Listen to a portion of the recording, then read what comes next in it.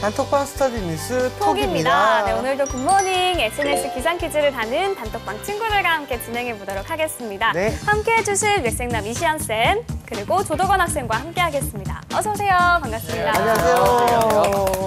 네, 오늘도 3문제 이상 틀렸을 경우에 진행할 벌칙 공개해 볼까요? 날씨가 이제 엄청 추워졌잖아요. 네네. 그런 의미에서 네.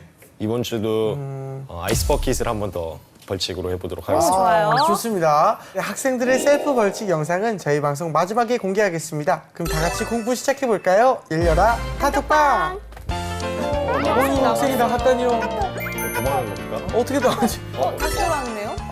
폰을 바꿔서 나갔다 핸드폰 들어왔다고. 바꿨네요. 축하해요. 네. 카톡집을 못 벗어나요. 대단합니다. 네, 알겠습니다. 먼저 톡방 퀴즈 규칙부터 말씀드리겠습니다. 문제가 나간 이후 5초 이내에 대답해주면 되고요. 모르겠다 싶으면 초성 찬스 쓸 수 있습니다. 이쌤은 힌트 많이 주세요. 자, 그럼 문제 풀어볼게요. 유통기한 임박이나 단순 변심 등으로 반품된 제품이나 매장 전시 제품 등을 손질해 재판매하는 상품은 무엇일까요? 무엇일까요? 스마트폰 세대를 겪었으면 이거는 네. 굉장히 자주 들어봤던 단어일 거예요. 그런 것 같습니다. 조금 헷갈렸는데 방금 힌트 주신 것 같아서. 좋아요. 알겠습니다. 네. 그러면 바로 바로 맞춰볼까요? 5초 카운트 갈게요. 5초 카운트 주세요. 네, 정답. 리퍼 상품. 리퍼 리퍼 상품. 상품 과연 정답입니다. 정답입니다. 설명 부탁드립니다. 그러니까 우리가 좀 뭐 흠이 있거나 그러니까 네. 살짝 새 제품인데 깁스가 났어요. 네. 그럼 반품을 하잖아요. 네. 네. 그럼 반품한 상품이 어디로 가느냐? 이거를 리퍼 상품 몰 같은 게 따로 있어서 그것만 전문적으로 파는 몰이 있거든요. 사과도 되게 예쁜 사과가 있으면 약간 흠집이 난 사과. 그러니까 이런 거를 정상적인 가격에 팔 수는 없고요. 반값 이하로 떨어지거든요. 그래서 이런 것도 우리가 리퍼 상품이라고 하는데 사실 뭐 약간의 차이가 있을 뿐이지 사실은 거의 다 쓸 수 있는 것들이니까 그래서 좀 요즘 이제 경제가 어렵잖아요. 그러다 보니까 알뜰한 소비품 그런 것들에 대한 어떤 유행 때문에 리퍼 상품이 다시 뜨고 있는 것 같습니다. 알겠습니다. 자, 그럼 두 번째 문제 풀어볼게요.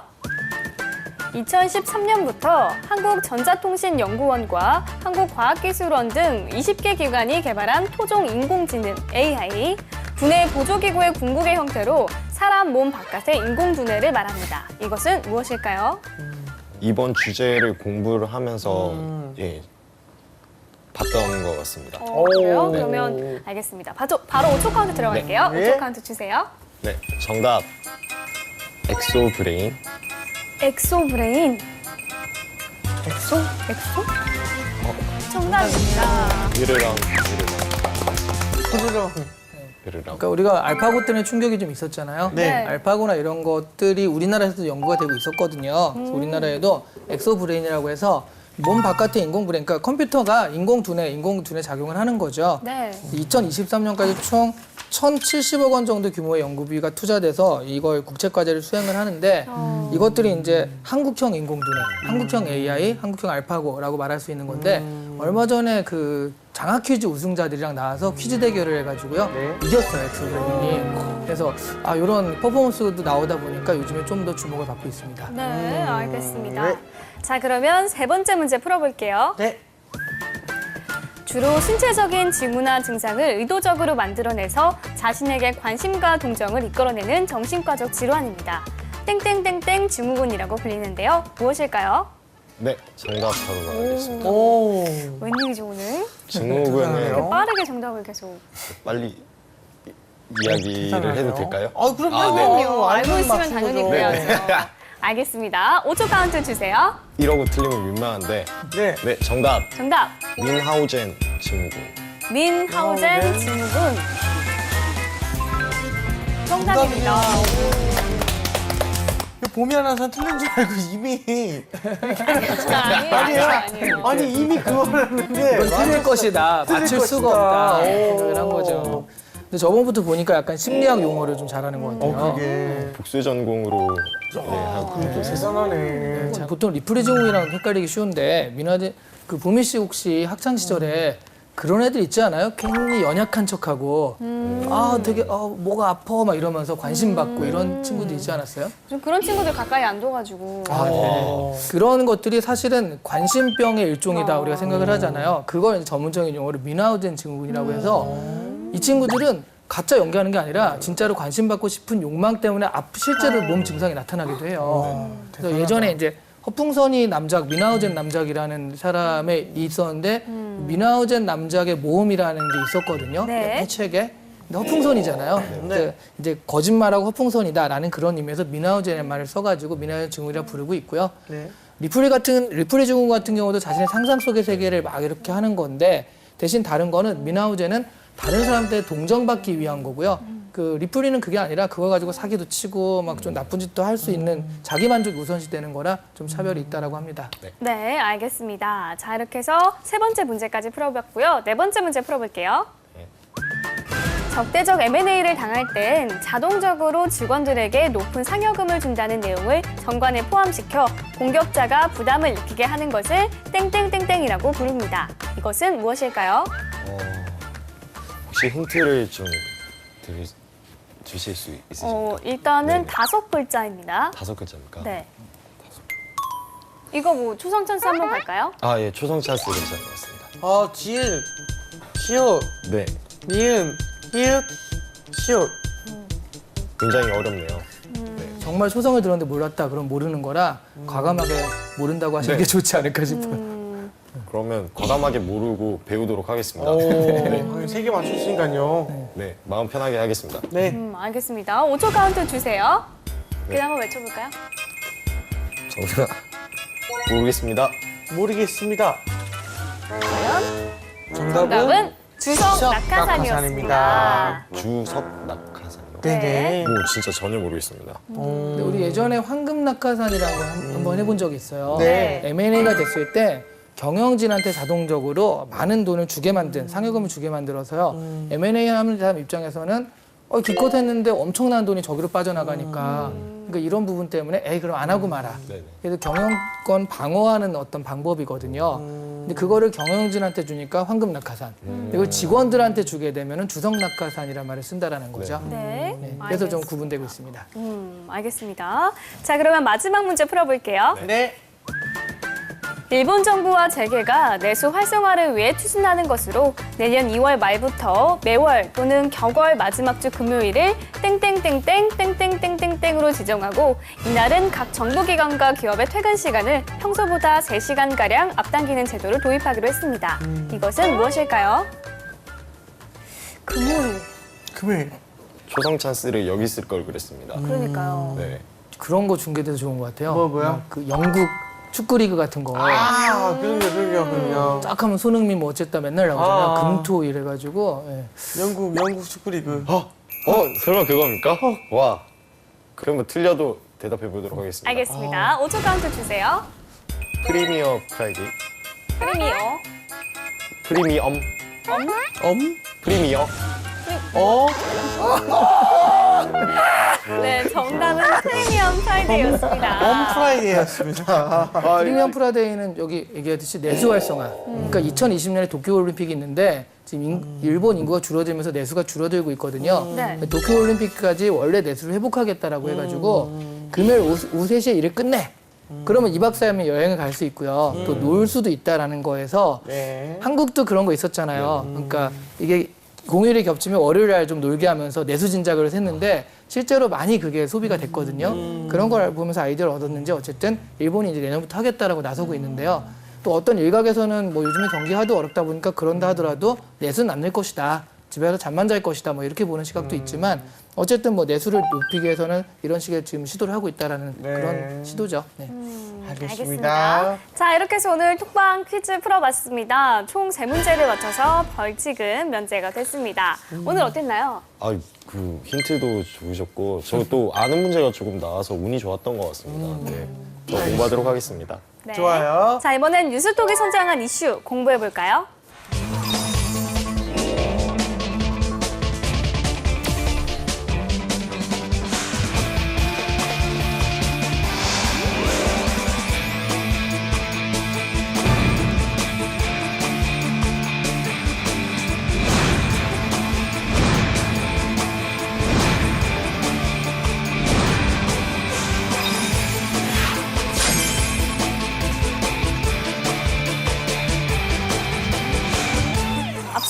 국내 퀴즈 프로그램에서 퀴즈왕에 등극한 인공지능 프로그램에 대해서 알아봤는데요. 네.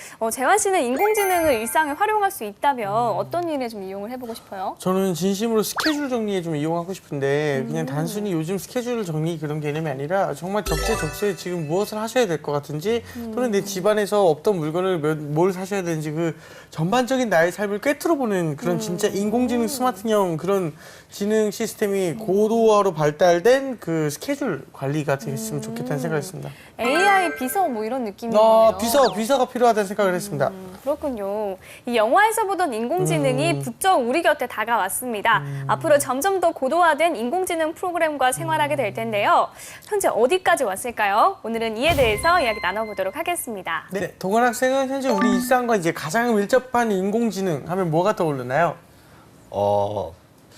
일상이라기보다는 네. 진짜 올해 이세돌 구단이랑 알파고랑 바둑 경기를 했었잖아요. 그거. 그래서 알파고가 가장 떠오르긴 하는데 기사를 또 보면 최근에 뭐 구글이나 테슬라 이런 데서 자율주행 자동차를 계속 개발한다는 기사가 많이 떠서 네. 그런 것들이 좀 그래도 가까워지지 않았나 생각해봤습니다. 알겠습니다. 네, 얼마 전 중국의 한 박람회에서 인공지능이 난동을 부렸다는 기사를 본 적이 있습니다. 인공지능의 발전, 아직은 개선할 점이 많다는 의미일까요? 기술 성과 전시회인데 네. 샤오팡이라는 이름의 로봇이요 기물을 파손하고 사람의 위협을 강했다고 그래요. 그래서 통제불능 상태 전시장 유리창을 막 깨고요. 그 유리창 때문에 지나가던 사람이 파편 때문에 다리가 다쳐서 실려가고. 아이고 세상에. 이거 되게 사실은 우리가 이렇게 들으니까 그런가 보다 했는데 통제불능의 로봇이 막 이렇게 하고 있다라고 한다면 얼마나 무섭겠습니까? 무섭죠. 그게 언제 나를 덮칠지 모르니까. 그런데 주최 측에서는 조작상에 오르다라고만 얘기하고 특별히 뭐 아직까지 왜 그랬는지에 대한 정확한 해명은 없다라고 합니다. 샤오팡이라는 이 로봇은요. 4에서 12세 어린이 교육을 위해 만들어진 로봇이라고 해요. 세상에, 특히나 어린이 교육을 위해 만들어진 얘가 이랬으니까 네. 이게 AI가 우리가 무조건 좋다라고만 할 건 아니구나라고 해서 좀 경각심을 일깨워주는 사건이 있었습니다. 네. 알겠습니다. 일단은 그럼 이슈에 관한 뉴스를 바로 살펴보겠습니다. 어떤 기사들 있죠? 네, 일단 첫 번째는 좀 재밌는 기사인데 네. 범죄자 얼굴형 학습 AI 시스템이 생겼는데 당연히 논란이 불거졌다는 얘기죠. 어떻게 된 거죠? 네, 중국 한 대학의 인공지능 연구진들이 실제 범죄자들의 얼굴을 AI 학습시켰더니요 공통된 특징을 발견했었다는 얘기예요. 그래서 논문까지 썼는데 입술은 작고요, 윗입술은 두툼하고 미간이 좁은 사람이 범죄형 얼굴이다 이렇게 얘기한다라는 거죠. 세상에. 네, 그래서 이렇게 놓고 보자면 사실은 죄가 없는데도 범죄형 얼굴이다. 너는 범죄를 저지를 가능성이 있다. 이렇게 얘기할 수가 있는 너무하네요. 거니까 당연히 그래서 이 비판에 대해서도 나오고 있고요. 기계가 쭉 감정과 양심이 없는 건 사실이지만 학습에 이용된 데이터가 편향되지 않았다는 것을 의미하지 않는다고 꼬집었다라는 거죠. 그래서 범죄자형 얼굴이라고 해봤자 그거를 데이터를 준 것 자체가 편향될 수 있으니까 완전히 이렇다라고 말할 수 없다는 그런 비판도 있다라고 합니다. 네. 자, 그럼 두 번째 기사도 알아볼게요. 두 번째 기사는 이제 인공지능과의 동행이 본격적으로 시작됐다는 얘기인데요. 네. 그동안 AI 기술 고도화에 매진했던 글로벌 ICT 업체들이 내년부터 본격적으로 이 기술을 활용한 서비스를 선보인다라고 하는 거죠. 한마디로 알파고가 그냥 보여주기 위한 퍼포먼스잖아요. 알파고를 갖다 어디다 써요? 이런 것들을 실제로 이제 상용화시켜서 하는 서비스에 내년부터 본격적으로 시작된다라는 거예요. 일단 가장 큰 관심을 받는 거는 IBM의 왓슨이라는 프로그램인데 알파고 이전에 훨씬 더 유명한 프로그램이거든요. 왓슨이 가천대 길병원에 적용이 되는데 암 환자 진단에 나선다는 얘기죠. 암을 치료하고 그 암을 진단하는데 이 왓슨 인공지능이 실제로 쓰일 것이다라는 그런 기사고요. 내년에는 진짜 AI가 본격적으로 상용화돼서 시작되는 또 누구나 하나 자비스 하나쯤은 가지고 있는 그런 시장이 되지 않을까, 그런 것의 원형이 되지 않을까, 뭐 그런 걸 소개하는 기사였습니다. 이 생김새로 범죄자를 구분한다는 것 너무 위험한 발상은 아닐까요? 이게 참 애매하긴 한데요. 사실 과학이라는 게 현상들의 공통된 원리를 찾아서 일반화하기, 이게 사실 과학이잖아요. 그래서 이런 것도 하나의 그런 과학적인 일반화를 시도한 거라고 할 수는 있는데 네. 당연히 뭐 생김새만 가지고 하는 건 그렇고요. 그러니까 생김새, 그들의 환경, 자라온 것들 이런 것들을 다 예측해가지고 위험군 정도는 그래도 예측을 할 수 있지 않을까. 앞으로 시간이 지나면 뭐 그런 생각을 할 수 있을 것 같아요. 네. 그렇군요. 인공지능의 발달로 없어지는 그 직업도 많을 것 같은데 특히 이제 어떤 직업들이 좀 꼽히고 있을까요? 어떤 직업들이 있을 것 같으세요? 개인적으로. 일단은 은행의 그 텔레마케터는 많이 없어질 것 그렇죠, 같고요. 그렇죠. 네. 전화 상담하시는 분들도 많이 없어질 것 같고요. 네. 그다음에 회계사 없어질 그쵸, 것 같고요. 그쵸. 예, 예. 세무사나 뭐 세무사나 비슷한. 회계사 이런 거 아니면 주식 뭐라고 해야 되지? 진짜 주식을 이렇게 좀 예측하시는 분들도 많이 애널리스트들. 아날리스트도 사라질 것 같고 많이 있지 않습니까? 와, 재환 씨가 이게 올해 또 이렇게 진행을 하시다 보니까 서당께도 느는군요. 확실히. 네. 제가 아닌데요. 네, 지금 얘기하신 것들 당연히 이제 금방금방 대체할 수 있는 그런 것들이고요. 그거 외에도 여러분이 생각할 수도 없는, 그러니까 옥스퍼드 대학에서 앞으로 20년에 사라질 직업들을 예측해서 발표한 게 있는데 놀랍게도요, 되게 높은 확률로 없어질 직업 요리사. 어디서요? 요리사요. 그건 절대 안 없어질 거라 생각했는데. 라고 생각하시는데 네. 실제로 다큐멘터리가 있는데 일본에서 네. 일본 가면 초밥 많이 먹잖아요. 회전초밥 네, 네, 싸고 네. 맛있으니까 반 이상은 기계라는 거죠. 그 진짜요? 사람들이 기계가 말아준 초밥 350개를 딱 정확하게 집는 게 포인트잖아요. 네. 기계가 쥐어준 초밥과 사람이 쥐어준 초밥을 먹어봤는데 네. 미식가도 구별을 못해요. 그건 그럴 수밖에 없을 것 반반이요, 같아요. 반반. 예. 그러니까 생각보다 우리가 손맛이라고 하는 게 약간 레시피의 영향이라는 거죠. 엄마의 고유한 맛도 엄마의 레시피라는 거니까 그 레시피만 있으면 얼마든지 구현할 수 있다. 상당히 높은 확률로 요리사가 없어질 것이다 예측하고 있고요. 그리고 스포츠 심판 같은 경우도 사실은 굉장히 높은 확률. 그리고 뭐 우리가 예측할 수 있는 보통 그런 것들도 있고요. 뭐 변호사, 판사 이런 의사 이런 사자 붙은 것들도 것들이 아니지 이런 분들도 없어질 수 있다라고 예측을 하고 있다라고 합니다. 그래서 지금 우리가 좋아하는 많은 직업들 이런 부분들이 사실은 없어지기 쉬운 20년 없어지기 쉬운 직업들을 뽑히고 있어요. 그렇군요. 그러면은 이제 두 번째 기사도 한번 살펴보겠습니다. 어떻게 봤어요, 도근 학생? 네, 제가 두 번째 기사에서 중요하게 생각한 그 구절은요. 사회적 지위와 이제 경제력에 따른 차별인데요. 그러니까 먼 미래라면 좀 모르겠지만 그래도 좀 가까운 미래까지는 아직까지 이 인공지능의 수혜를 보는 사람들은 그래도 조금 사회적 지위가 있고 경제력이 높은 사람이라고 생각을 해요. 네. 근데 그런 측면에서 근데 기사 내용이 너무 낙관적으로만 이야기하는 것 같아서 이에 대해서 좀 생각할 필요가 있을 것 같아서 제가 중요 문장으로 꼽아봤습니다. 예. 순기능뿐만 아니라 역기능 또한 고려할 네, 필요가 있다라는 얘기를 해줬고요. 국내 대학병원에서도 내년부터 인공지능을 진료실에 도입한다고 하는데 과연 이 인간 의사보다 더 효율적일까요? 저는 효율적이라고 봅니다. 그리고 경쟁이란 측면에서 바람직하기도 하고요.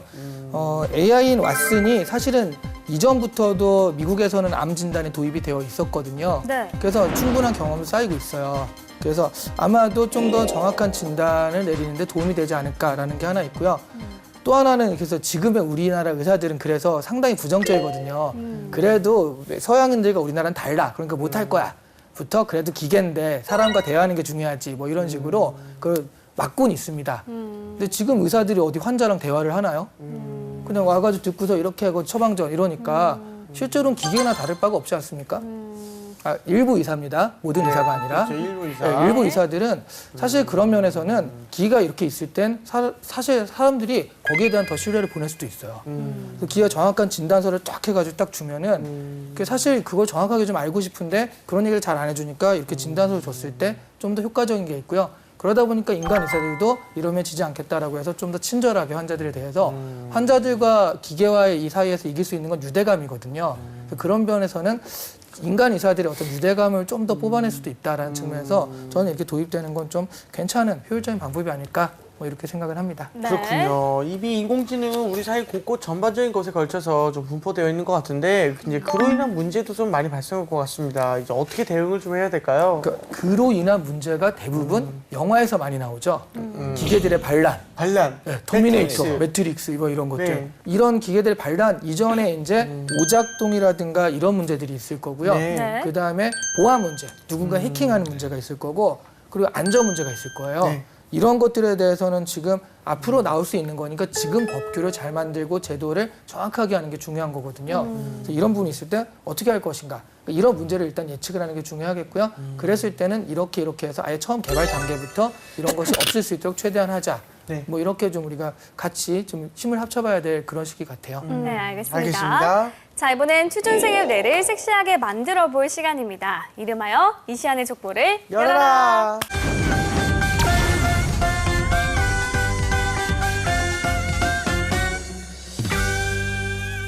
오늘의 족보 공개해 주실까요? 열어보겠습니다. 네. 짜라라라. 짜잔.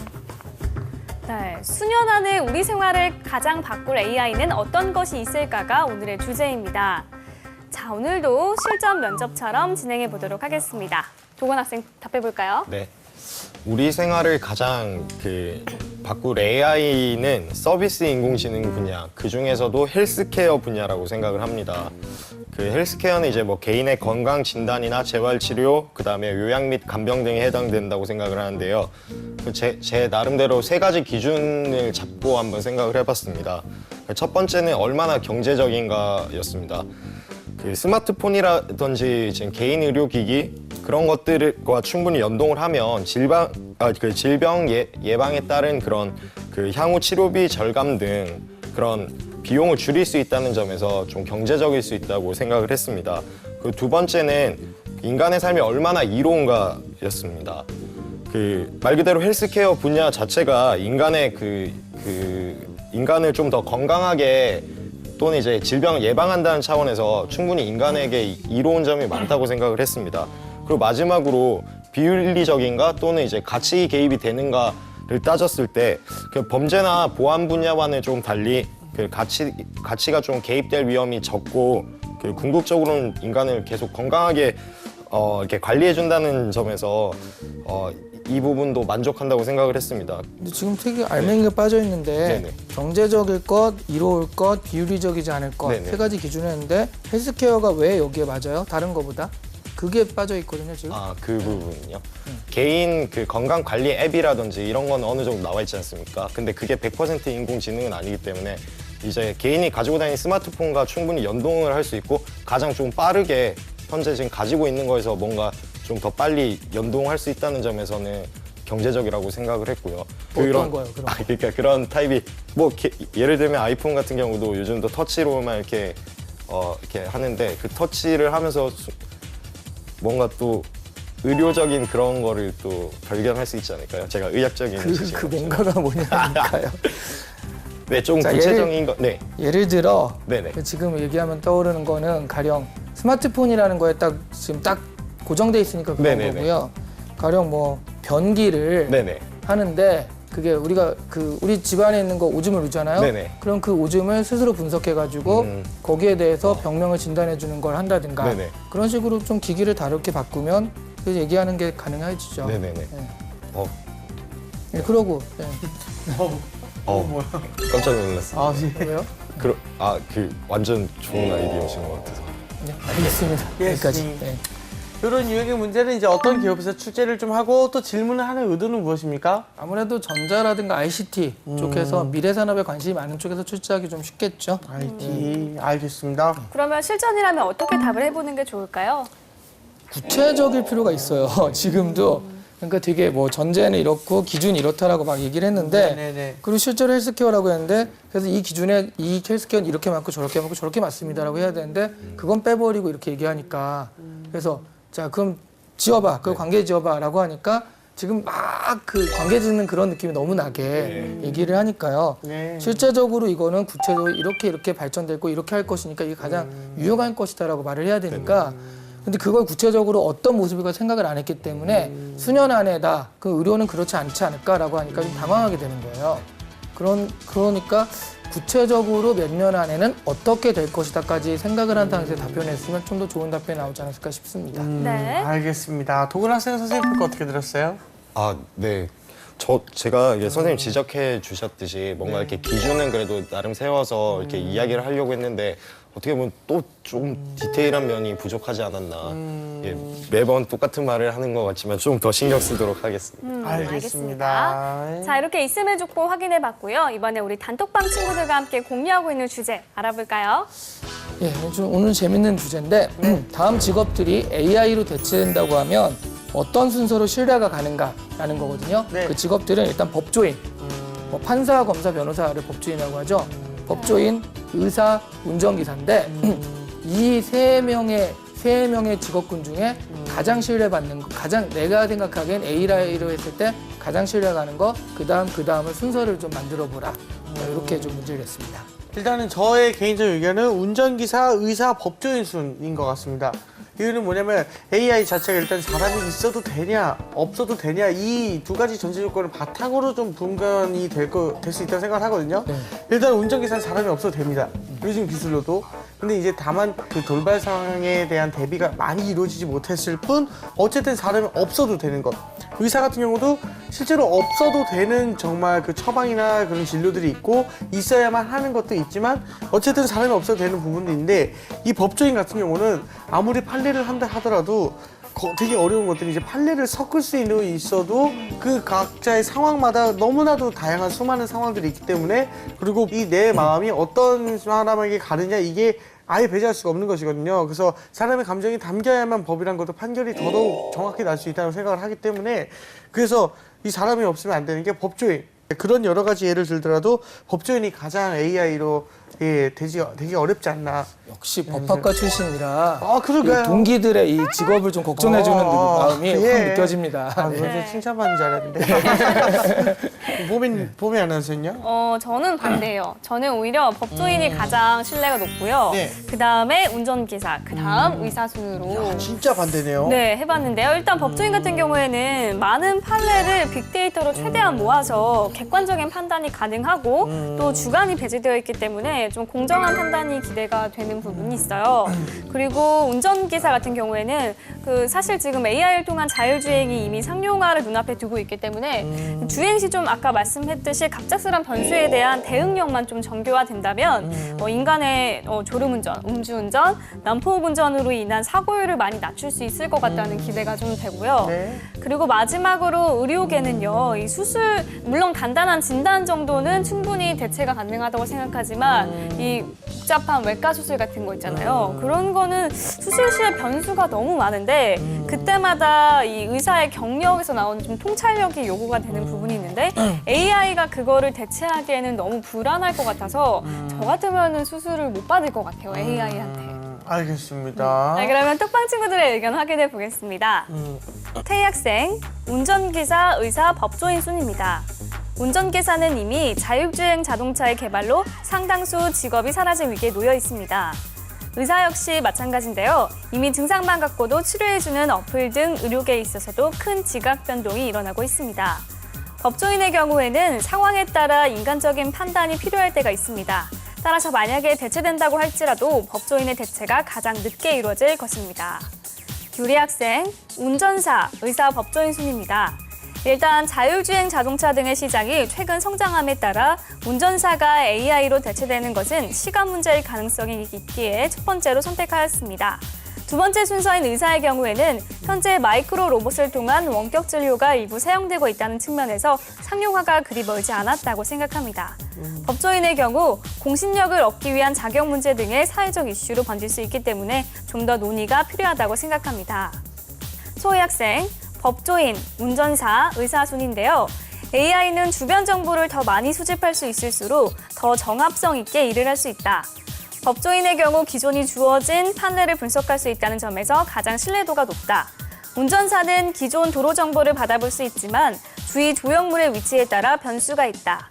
의사는 사람의 신체가 모두 다르고 상황이 다르므로 가장 AI가 분석하기 어렵다는 점에서 신뢰도가 가장 낮다. 유실 학생, 운전기사, 의사, 법조인 순입니다. AI의 강점은 감정을 배제한 이성적인 판단이 우수하다는 점이다. 법조인은 인간의 삶을 해석하는 직업이기 때문이다. 삶은 이성적인 판단으로만 해석하기는 힘들다. 따라서 보다 감성적인 부분이 필요한 법조인은 AI로 대체하기 어려울 것이다.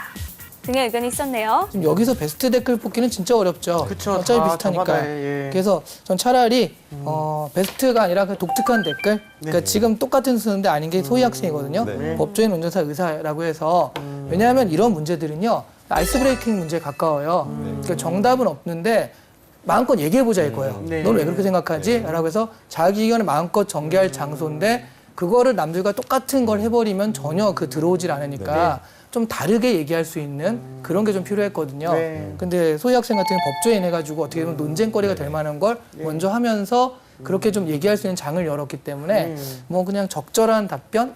이 문제에서는 베스트 답변보단 그냥 독특하고 적절한 답변 이렇게 좀 뽑도록 하겠습니다. 알겠습니다. 소희 학생이 베스트 댓글로 선정됐네요. 축하합니다. 축하합니다. 네, 오늘은 우리 일상에 자리 잡고 있는 인공지능의 현재와 미래에 대해서 이야기 나눠봤습니다. 이제 정리를 한번 해볼까요? AI에 대해서 얘기하면 다들 아직까지는 아니다. 인간이 아직까지 할 역할이 있다라는 식으로 굉장히 나름 그런 부분을 좀 위안하면서 얘기를 하는데요. 사실 이런 얘기를 한다는 것 자체가 AI가 턱밑까지 와 있다는 얘기거든요. 네. 언제까지 인간이니까 괜찮다라고 안심하지 마시고요. 그래서 AI와 어떻게 하면 경쟁할 수 있을지, 특히 취준생 같은 경우는 AI와 지금 취업 경쟁을 하는 거랑 마찬가지거든요. 그래서 어떻게 내가 경쟁을 더 가져갈 수 있을지, 어떻게 창의력을 그들과 다르게 만들 수 있을지 이런 것들을 좀 고민하는 시간이었으면 합니다. 네, 도건 학생 어땠어요? 저는 AI 하면 솔직히 좀 겁이 좀 많이 났거든요. 영화 같은 데만 봐도 굉장히 부정적이니까. 그렇죠. 예, 근데 그 생각을 해보니까 그걸 이제 만드는 과학자나 기술자들이 좀 더 윤리적인 의식을 가지고 만든다면 좀 더 좋지 않을까 하는 생각을 해봤습니다. 아이고, 좋습니다. 이렇게 생각대로 잘 됐으면 좋겠고요. 오늘 뉴스톡은 여기까지 하겠습니다. 저희는 다음 시간에 다시 톡방 열겠습니다. 감사합니다. 감사합니다.